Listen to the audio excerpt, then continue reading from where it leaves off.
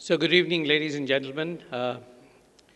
We will start this evening's program, a very special program where most people know the works. You see,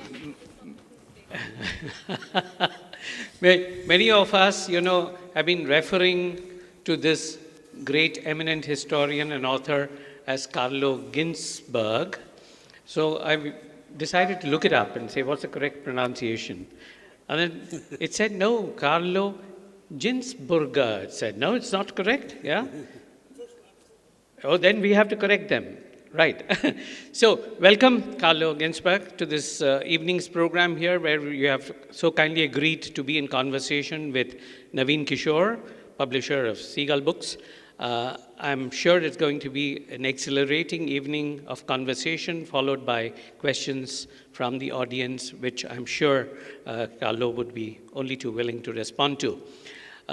May I request the two protagonists of this evening to kindly take their place on the stage?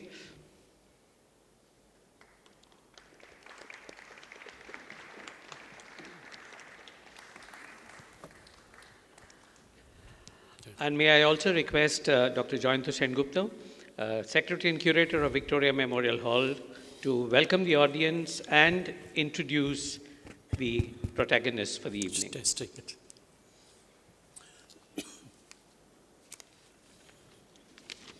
Good evening, everybody, and a very warm welcome to tonight's conversation session, which it's a privilege and an honor for the Victoria Memorial Hall to co-host with the Seagull Foundation for the Arts and in association with the Consulate General of Italy in Kolkata. And of course, it's a great honor for us to have with us here tonight one of the most highly acclaimed and celebrated historians of our time, Professor Carlo Ginzburg. It was my privilege as a student of history to listen to him speak on microhistory in an overpacked hall of the University of Calcutta back in the late 1980s. And personally, therefore, I am very, very proud to have him in the VMH tonight. I'm deeply grateful to my fellow co-host and Professor Ginzburg's interlocutor tonight, Mr. Naveen Kishore, and the Honorable Consul General of Italy, Mr. Damiano Francovi, who cannot be here with us tonight, for giving us an opportunity to collaborate for this event. As all of you know, Professor Carlo Ginzburg, who has taught over several decades in the University of Bologna, the University of California at Los Angeles, and the Scuola Normale Superiore in Pisa, is one of the most original and influential historians of our time. His fields of interest have ranged from the Italian Renaissance to early modern European history, with contributions to art history, literary studies, and the theory of historiography. So, as you can see, his scholarly work has covered a very wide range and terrain, and he has also written extensively about some of the most fundamental and critical questions of the historical method. Professor Ginzburg's oeuvre includes several major works on early modern European social, cultural, and intellectual history. His scholarship displays, at the same time, an exceptional coherence of subject matter and approach. He has always been interested in recovering the beliefs and attitudes of ordinary people whose lives and outlook would otherwise be unknown. And it was this concern that gave rise to his most celebrated book, The Cheese and the Worms, originally published in Italian in 1976 and translated into English in 1980, in which he succeeded in reconstructing from the records of the Inquisition the entire worldview of Menocchio, a 16th century miller who was a heretic. A pioneering work of microhistory, The Cheese and the Worms remains one of the most successful and widely imitated examples of the genre and has been translated into 24 languages.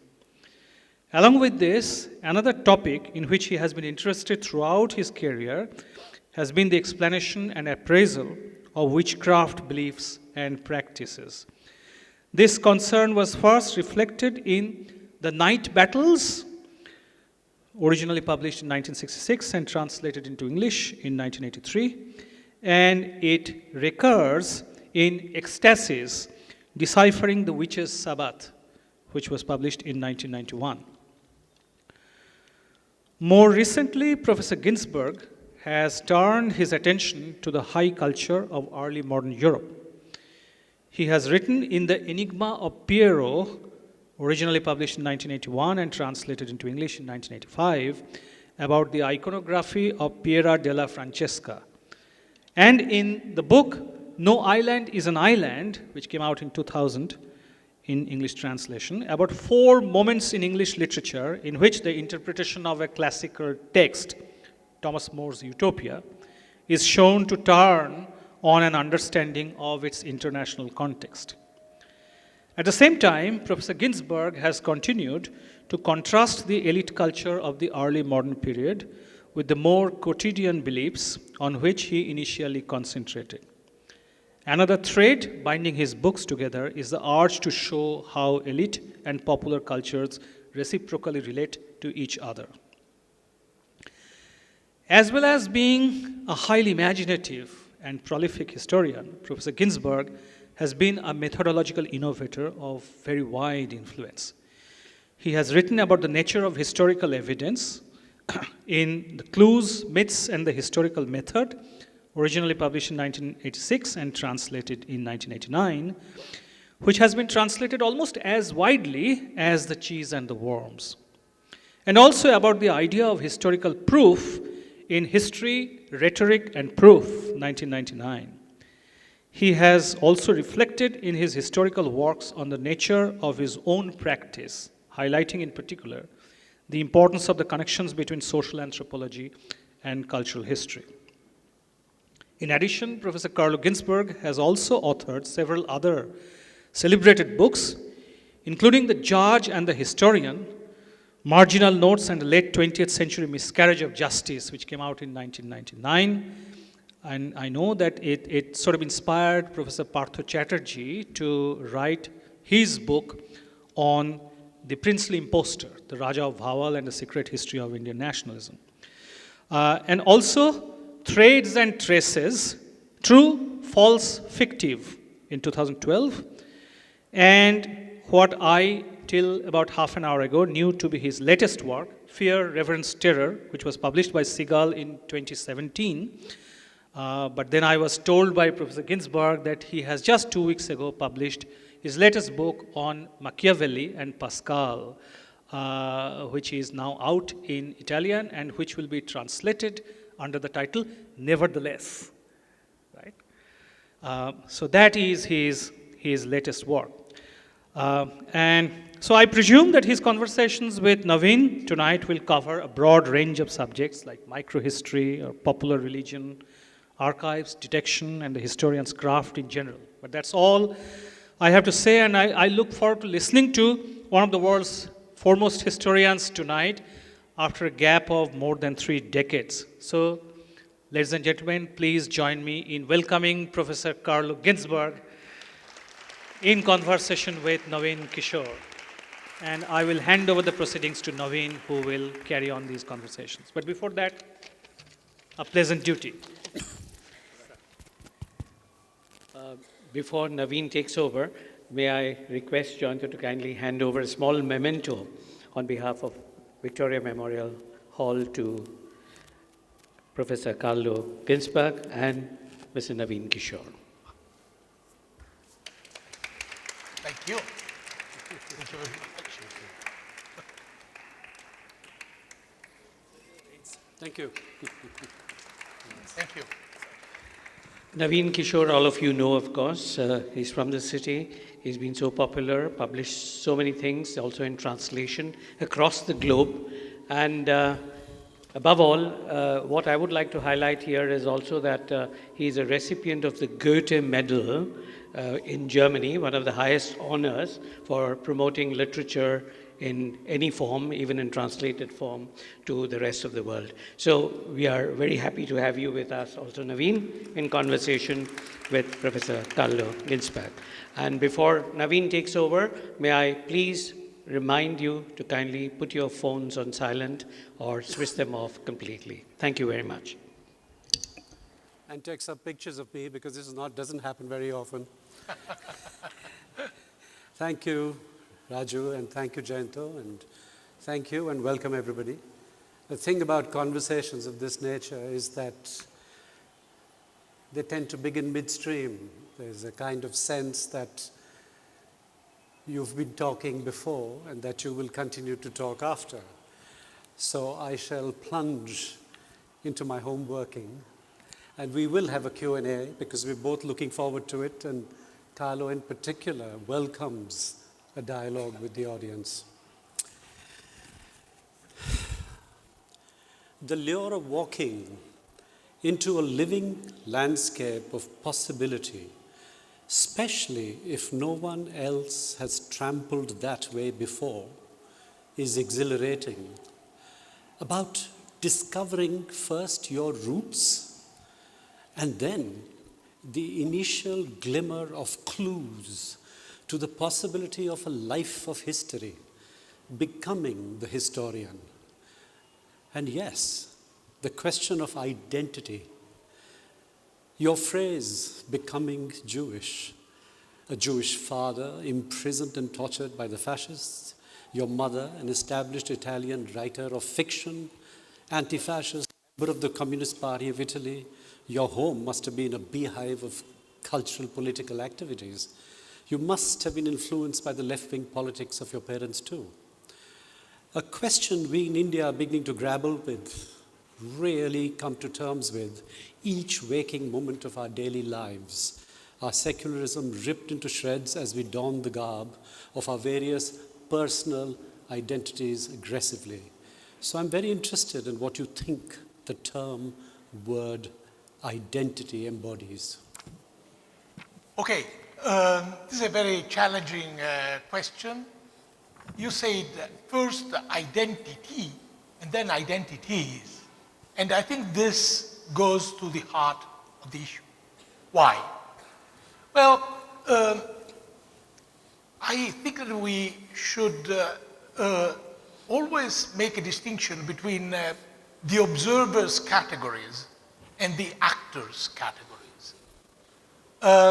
Here I'm reworking a distinction which has been put forward by an American linguist, anthropologist, and Protestant missionary, Kenneth Pike.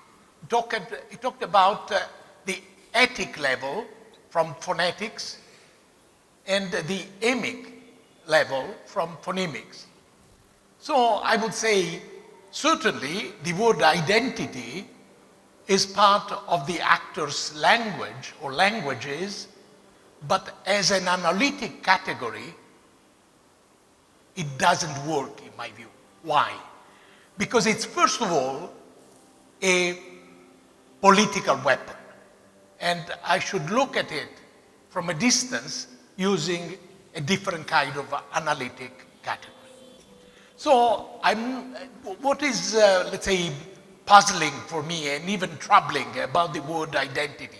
First of all, it's etymology from Latin, idem, to be identical. So the changing nature of a person is not there. But there is something which is even more troubling. When somebody is talking about the Italian identity, the European identity, the Jewish identity, I think that this is part of the actor's language, but not part of my own language, because I would not accept this idea of something fixed, something which is rooted in a distant past and is still here with us. No. So I said to myself when I was listening at you, okay, I certainly became aware slowly that my commitment to history was related to a distant past, and that distant past had been affected by my father's life and death, my mother's life also my childhood experiences, but all this was part of a complicated landscape, which I was sharing with other people, which actually they were not part of my family. So actually, I came across to a different notion of identity, meaning the place of convergence of different sets in the mathematical sense. So I would say about myself, I'm part of an animal species, the Homo sapiens sapiens species. I'm part of the masculine moiety of it. I'm part of a member of let's say, being an Italian citizen. I share this membership with many other Italian citizens. I'm also a member of a more restricted set involving, let's say, Italian retired professor from a Jewish background, and so on and so forth. And then there is a set in which there is only one member, my fingerprints. So my fingerprints could be relevant, crucial, in order to identify myself from, let's say, a legal point of view or a point of view of a policeman in certain circumstances.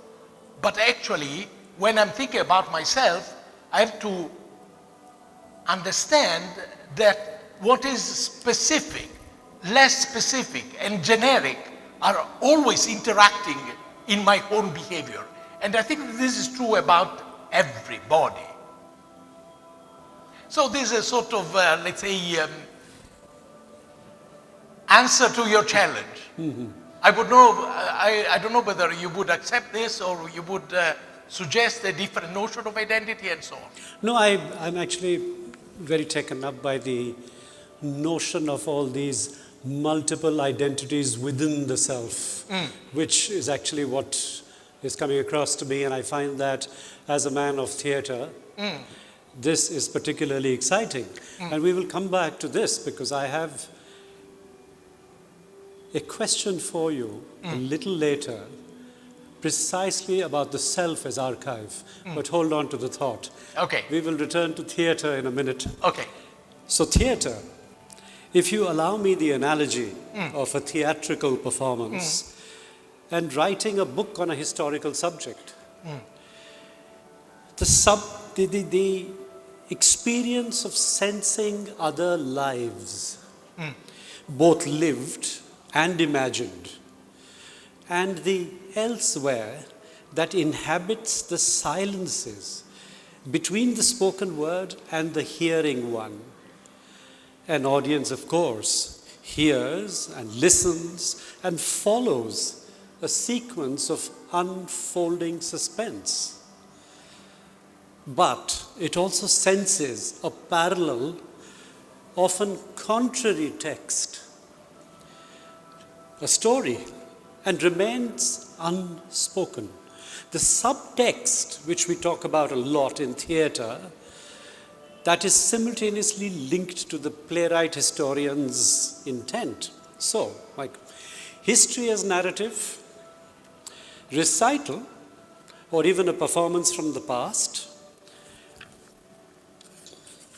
the present often playing the role of a palpable subconscious presence in every study of the past.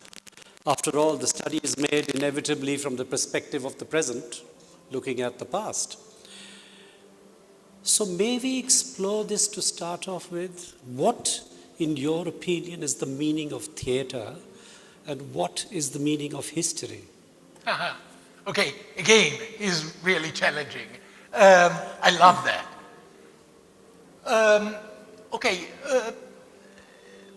I would say the idea that there is a dialogic dimension which is obvious in theatre is not so obvious for historians. Actually, here I'm deeply influenced by the imposing work of a great Russian critic, Mikhail Bakhtin.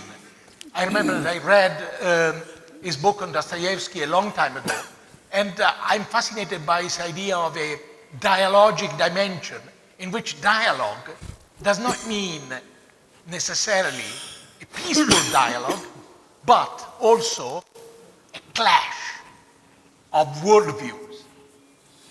So I have been confronted for many years with a kind of literally dialogic evidence, meaning Inquisition trials. Well, what is striking in those trials is, of course, the asymmetric relationship which is recorded by those trials. On the one hand, you have judges, friars, having power to produce the evidence, power to ask questions with a strong subtext imposing their own worldview using symbolic power and physical power, torture. So the relationship is deeply asymmetrical. But it's also possible, as I discovered, to read those trials, that evidence, against the grain. Here I am referring to a famous sentence by Walter Benjamin, reading history against the grain. Something which I would interpret, and I don't know whether Walter Benjamin would have agreed on this, we can read historical evidence